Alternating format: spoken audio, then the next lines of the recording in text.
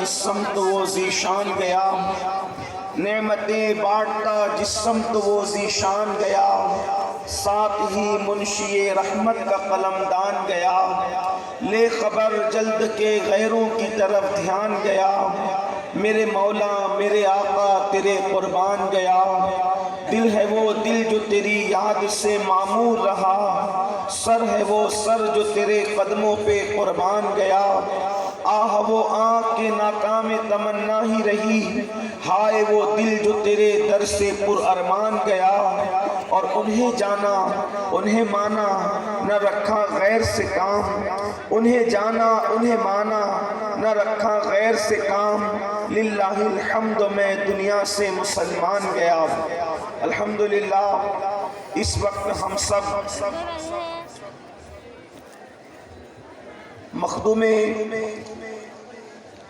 سمنا رحمت اللہ تعالی علیہ کے مخدوم، ان کے پیر و مرشد حضور سیدی مخدوم علاء الحق پنڈوی رحمت اللہ تعالی علیہ کے قدموں میں ان کے عرس سراپا قدس کے موقع پر موجود ہیں، اور ساتھ ہی ساتھ حضور اشرف الاولیاء رحمت اللہ تعالی علیہ کا 25واں عرس بھی منا رہے ہیں۔ مجھ سے پیشتر آپ نے بہت بڑے بڑے علماء، خطبہ، محققین اور دانشوروں سے ان کے خطابات سماعت کیے ہیں، اور اب فجر کا وقت بالکل قریب سے قریب تر ہے۔ بہت مختصر وقت کے لیے میں آپ کی خدمت میں حاضر ہوں۔ عرس کا مقصد کیا ہے؟ عرس کا مقصد یہ نہیں ہے کہ ہم بھیڑ اکٹھا کر لیں اور جمع ہو کر کے پھر منتشر ہو جائیں، بلکہ عرس بھی ایک مقصد کے تحت کیا جاتا ہے۔ ہمارے بزرگوں نے، بزرگان دین کے آراس کی جو بنا ڈالی ہے، اس کا مقصد یہ ہے کہ یہ بزرگان دین جن راہوں پر چل کر، جن خطوط کو اپنے لیے انہوں نے مشعل راہ بنایا، اس پر چل کر وہ اللہ تک پہنچے، ان کی زندگیوں کا تذکرہ کیا جائے، اور وہ کس طریقے سے کامیاب ہوئے، انہوں نے کس طریقے سے استقامت فی الدین کا مظاہرہ کیا، انہوں نے کس طریقے سے اللہ کے دین پر عمل کیا، انہوں نے کس طریقے سے دین کی خدمت کی، یہ ساری چیزوں کو بیان کرنے کے لیے، تاکہ ہمیں احساس ہو کہ یہ اللہ کا دین جو ہم تک پہنچا ہے وہ صرف چند رسومات کی بنیاد پر نہیں، بلکہ اس میں کسی کا خون جگر ہے، اس میں کسی کی شبانہ روز محنتیں ہیں۔ اسی پنڈوا شریف کی سرزمین کو آپ دیکھ لیں، تقریباً آج سے کم و بیش 7 صدی پہلے ایک مرد قلندر آیا ہوگا، اور آنے کے بعد آج جب اس علاقے کا یہ حال ہے، یہاں کی سنلاخی کا یہ حال ہے، یہاں کی ان پڑھ اور ناخواندگی کا یہ عالم ہے، تو آج سے 7 صدی پہلے اس علاقے کا حال کیا ہوگا؟ اور اللہ اکبر، ایک اجنبی دیار سے ایک مرد قلندر آتا ہے۔ جب آج یہ جنگل ہے تو اس وقت اس کے جنگل ہونے کا عالم کیا ہوگا؟ لیکن اللہ والوں نے رات و دن محنت کر کے اپنے علاقے کو چھوڑ کر، اپنے رشتہ داروں کو چھوڑ کر، اپنے خطے کو چھوڑ کر، اپنے قبیلے کو چھوڑ کر، اپنا سب کچھ چھوڑ کر وہ یہاں آئے اور اللہ کے دین کی آبیاری کی، اور کفرستان میں انہوں نے اسلام کا علم لہرایا۔ ہماری کتنی عظیم ذمہ داری ہے کہ ان اللہ والوں کے نقوش پاک کو اپنے لیے حرز جان بنائے۔ آئیے، میں نے جس آیہ کریمہ کی تلاوت کی ہے، اس ضمن میں انسان کو کیا پیغام دیا جا رہا ہے، اس پر کچھ بات عرض کر کے اپنی بات مکمل کروں۔ میرے پیارے آقا صلی اللہ علیہ وآلہ وسلم کے پیارے دیوانوں، انسان کل کا پلان بناتا ہے، انسان فیوچر کا پلان بناتا ہے، انسان بھوشیہ کا منصوبہ بناتا ہے، جس کی زندگی میں مفکرین کہتے ہیں کل کا منصوبہ نہ ہو، کل کا پلان نہ ہو، وہ انسان کامیاب نہیں ہو سکتا۔ ایک تاجر ہے اچھا تو اس کے پاس کل کا کوئی پلان ہونا چاہیے، ایک طالب علم ہے اچھا اس کے پاس کل کا پلان ہونا چاہیے، ایک مفکر ہے اچھا اس کے پاس کل کا پلان ہونا چاہیے۔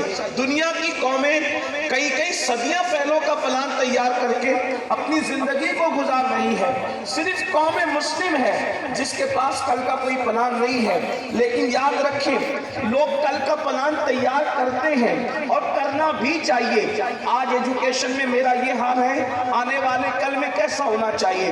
آج تجارت اور مال میں میرا یہ حال ہے، آنے والے کل میں کیسا ہونا چاہیے؟ لیکن ایک بات آپ سے عرض کرنا چاہتا ہوں، کل کا پلان تیار کرنے والوں، فیوچر کا پلان تیار کرنے والوں، زندگی میں کل کبھی نہیں آتا، زندگی میں ہمیشہ کل آج بن کر کے آتا ہے۔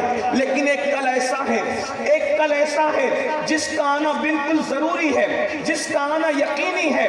کل کا سورج ہم دیکھیں گے یا نہیں دیکھیں گے اس کی کوئی گارنٹی نہیں ہے، لیکن ایک کل ایسا ہے جس کو سب دیکھیں گے، اس کا کسی کو انکار نہیں ہے۔ اور اس کل کی ہم نے کیا تیاری کی ہے؟ ہر کل کی تیاری کرنے والوں، ہم نے اس کل کی کیا تیاری کی ہے؟ جس کل کا حال یہ ہے جس کے اندر ایک ماں اپنے بیٹے کے کام نہیں آئے گی، ایک باپ اپنے بیٹے سے دور بھاگے گا، ایک دوست اپنے دوست کا دشمن بن جائے گا، کوئی کسی کے کام نہیں آئے گا۔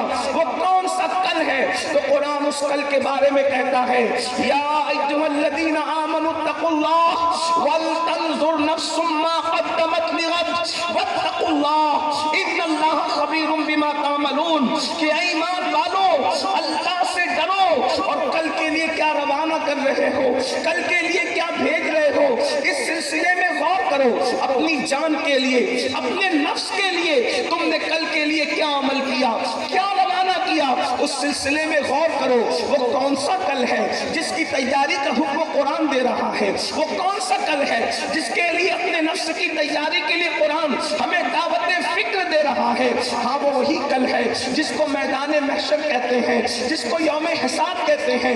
میرے آقا علیہ السلام کے پیارے دیوانوں، اپنے کمروں کی اے سی میں آخرت کو بھولنے والوں، راحتوں کے اندر آخرت کو بھولنے والوں، کھانے پینے میں آخرت کو بھولنے والوں، زندگی کی رنگریلیوں میں آخرت کو بھولنے والوں، مجھے بتاؤ اس کل کے لیے ہم نے کیا تیاری کی ہے جس کے لیے قرآن کہہ رہا ہے کہ تم نے کل کے لیے اپنے نفس کے لیے کیا روانہ کیا؟ اللہ اکبر۔ بڑی معذرت کے ساتھ، آج تو بڑے جھڑنے کے ساتھ ہم کہتے ہیں، ارے مولانا چھوڑو، قیامت میں جو ہوگا دیکھا جائے گا، جو ہوگا دیکھا جائے گا۔ یاد رکھنا، مسجدوں کو ویران کر کے یہ کہنے والوں کہ جو ہوگا دیکھا جائے گا، مسجدوں کو ویران کر کے کہنے والوں جو ہوگا دیکھا جائے گا، داڑیاں مڈا کر رسول اللہ کی سنت کو گٹروں میں ڈال کر کے یہ کہنے والوں کہ جو ہوگا دیکھا جائے گا، کانوں میں ایئر فون لگا کر کے گانے سننے والوں یہ کہتے ہو جو ہوگا دیکھا جائے گا۔ اب آئیے میں آپ کو بتاؤں، شاعری کی دنیا الگ ہے، حقیقتوں کی دنیا الگ ہے۔ آپ کہتے ہیں دیکھا جائے گا جو ہوگا، کیا دیکھا جائے گا؟ سنو، قرآن کہتا ہے اس دن کا حال یہ ہے، الاخلاء یومئذ بعضهم لبعض عدو۔ اللہ اکبر۔ قرآن کہتا ہے کہ وہ قیامت کا دن وہ دن ہوگا جتنے تمہارے دوست ہیں، اور وہ بھی کون سے دوست؟ دوست نہیں بلکہ پکے دوست۔ اخلاء قرآن کہتا ہے یہ خلیل کی جمع ہے، اخلاء، جتنے تمہارے پکے دوست ہیں قیامت کے دن وہ سب تمہارے دشمن بن جائیں گے۔ قیامت کا دن کیسا دن ہوگا؟ قرآن کہتا ہے یوم یقوم الروح والملائکہ صفا لا یتکلمون الا من اذن۔ قیامت کا دن وہ دن ہوگا جس دن جبریل امین اور ان کے پیچھے سارے فرشتے اللہ کی ہیبت سے کانپتے کھڑے ہوں گے، کسی کو کلام کرنے کی جرت نہیں ہوگی۔ آئیے وقت کی نزاکت کو دیکھتے ہوئے اپنے بھائیوں سے اور اپنی بہنوں سے اپنی گزارش کر کے اپنی گفتگو کو مکمل کر کے گزر جاؤں۔ میرے آقا صلی اللہ علیہ وآلہ وسلم کے دیوانوں، آج حال کیا ہے؟ ہر بندہ کھانے پینے اور سونے اور موج مستیوں میں مست ہے، مرنے کے بعد اٹھنا ہے۔ اس دن کے لیے ہم نے کیا تیاری کی ہے؟ بڑی معذرت کے ساتھ لوگ آسانی سے کہہ دیتے ہیں مولانا نماز کے لیے ٹائم نہیں ملتا۔ میرے عزیز، وہ دن قیامت کا جو دن ہوگا وہاں نمازی کیا، روزے دار کیا، حاجی کیا، غازی کیا۔ آئیے ایک حدیث مبارکہ سن لیں اور اپنی بات مکمل کروں۔ ایک مرتبہ امیر المومنین حضرت سیدنا عمر عمر ابن خطاب، فاروق اعظم رضی اللہ تعالیٰ عنہ، فاروق اعظم رضی اللہ تعالیٰ عنہ حضرت کعب سے کہتے ہیں، حضرت کعب احبار سے. یہ کعب احبار کون ہے؟ یہ بڑے جلیل القدر تابعی ہیں. فاروق اعظم کے دور میں انہوں نے اسلام قبول کیا ہے، لیکن ان کی خصوصیت یہ ہے یہ توریت کے بھی عالم تھے، انجیل کے بھی عالم تھے، زبور کے بھی عالم تھے. اللہ اکبر، آسمانی کتابوں کے یہ عالم تھے. حضرت سیدنا فاروق اعظم حضرت کعب سے کہتے ہیں اے کعب ذرا مجھے ایسی باتیں سناؤ جس کی وجہ سے میرے دل میں اللہ کا ڈر مزید پیدا ہو، اللہ کی خشیت مزید پیدا ہو، اللہ کا خوف مزید پیدا ہو. سن لو، فاروق اعظم وہ اللہ سے ڈرنے والی شخصیت ہے کہ اللہ رب العزت کی خشیت کی وجہ سے جب وہ روتے تھے تو ان کے چہرے پر رونے کی وجہ سے آنسوؤں کے نشان پڑ گئے تھے. بڑی معذرت کے ساتھ آج لوگوں کو استنجا کی سنتیں بھی نہیں پتا ہے اور وہ جنت کے خواب دیکھ رہے ہیں. اللہ اکبر، لوگوں کو کلمے کا ترجمہ بھی یاد نہیں ہے اور وہ گھمنڈ کرتے ہیں مولانا ہم جنت میں نہیں جائیں گے تو کون جنت میں جائے گا. یاد رکھو جن کو رسول اللہ نے جنت کی بشارت دے دی ہے وہ قیامت کو یاد کر کے کیسے روتے ہیں.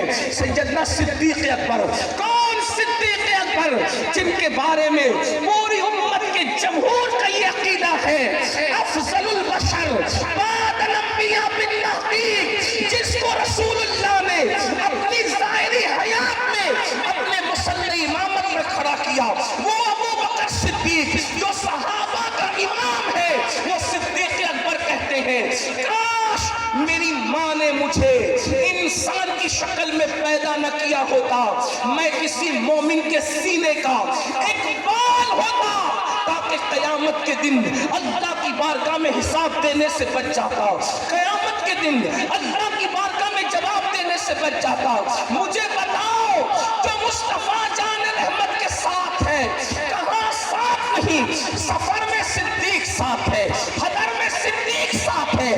جہاں کوئی ساتھ نہ تھا اس کار میں بھی صدیق اکبر مصطفیٰ جان رحمت کے ساتھ ہے اور آج بھی بازار میں مصطفیٰ جان رحمت کے ساتھ آرام کر رہے ہیں. اس کے باوجود بھی اللہ اکبر، اس کے باوجود بھی صدیق اکبر ان کے قیامت کے دن کی کیفیت کیا ہے؟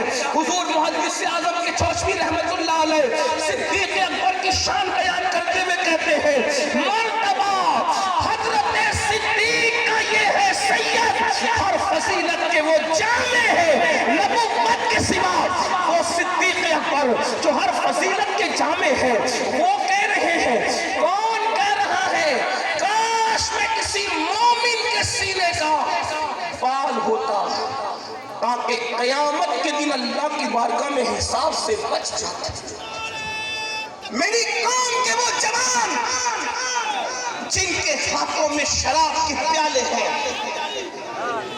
جن کے ہاتھوں میں موبائل میں گندی فلمیں ہیں، جن کا حال یہ ہے کہ وہ کبھی سود کی شکل میں کبھی جوئے کی شکل میں حرام لقمے کو اپنے پیٹ میں ڈال رہے ہیں، آج وہ سوچ لیں ہم جنت میں جائیں گے کیونکہ ہم نے تو فلاں بزرگ کا دامن پکڑا ہے اور فلاں بزرگ کا.